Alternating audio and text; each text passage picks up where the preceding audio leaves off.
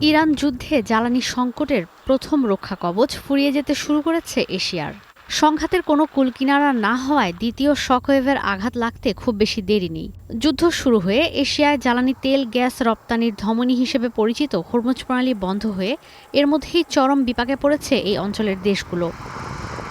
বিদ্যুৎ বাঁচাতে ব্যবসা বাণিজ্যে ধীরগতি, শিল্প কারখানা বাদে বাসাবাড়িতে গ্যাস সরবরাহ এবং মজুদ থেকে জ্বালানি সরবরাহ করে এতদিন প্রথম শকওয়েভ সামাল দিয়েছে দেশগুলো। কিন্তু এই সংঘাত বন্ধের কোনো সম্ভাবনা না দেখায় এই দেশগুলোতে যেন জেঁকে বসেছে জ্বালানির সংকট। বাড়ছে যাত্রীবাহী ও কার্গো বিমান ভাড়া, জাহাজে পণ্য পরিবহন খরচ, সেবা খাতে গুনতে হচ্ছে বাড়তি বিল। জাতিসংঘের উন্নয়ন প্রোগ্রাম ইউএনডিপি বলছে এই সংকট দীর্ঘায়িত হলে প্রবৃদ্ধি তো ব্যাহত হচ্ছেই, এই সংকটে দারিদ্র্যের ঝুঁকিতে রয়েছে ৮৮ লাখ মানুষ। এশিয়া প্রশান্ত মহাসাগরীয় অঞ্চলের দেশগুলোর লোকসান হতে পারে $২৯,৯০০ কোটি। যে দেশগুলোর মজুদ যত কম সেই দেশগুলোর ভোগান্তি হবে তত বেশি।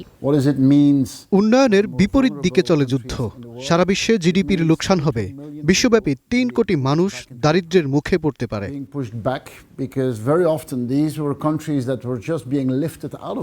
এশিয়ার দেশগুলো নিজেদের বাজেট পরিকল্পনা করেছিল জ্বালানি তেলের দাম ব্যারেল প্রতি $৭০ বিবেচনা করে, কিন্তু মধ্যপ্রাচ্য সংঘাতে সেই দাম ঠেকেছে প্রায় $১১০। জ্বালানির দাম আর ভর্তুকির মধ্যে সমন্বয়ে ব্যর্থ হচ্ছে দেশগুলোর সরকার। ভারতের সার সংকটে চালের উৎপাদন ব্যাহত হতে পারে। বাংলাদেশ আর পাকিস্তানে জ্বালানির দাম বাড়ানো হয়েছে। আমদানি খরচ বেড়ে চাপ পড়ছে রিজার্ভে। এশিয়া প্যাসিফিকে রেমিট্যান্স নাটকীয়ভাবে কমবে। $১০০ বিলিয়ন রেমিট্যান্স আসে এখানে। এটা আর আশঙ্কা নেই, ঘটনা ঘটছে।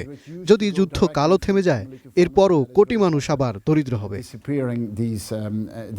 বিশ্লেষকরা বলছেন, এক সময় ভর্তুকি দেওয়ার সক্ষমতা কমে গেলে মূল্যস্ফীতি বাড়তে থাকবে, যা টাইম বোমা হিসেবে কাজ করবে। যুদ্ধ থেমে গেলেও সহসাই এশিয়ায় স্বস্তি আসবে না। মধ্যপ্রাচ্য থেকে এশিয়ায় জ্বালানি সরবরাহ স্বাভাবিক হতে সময় লাগতে পারে কয়েক মাস। যুক্তরাষ্ট্র আর ইউরোপে এই সংঘাতের আঁচ পড়লেও দক্ষিণ এশিয়ার ভোগান্তি হবে অতুলনীয়। ঈশিতা ব্রহ্ম, স্টার নিউজ।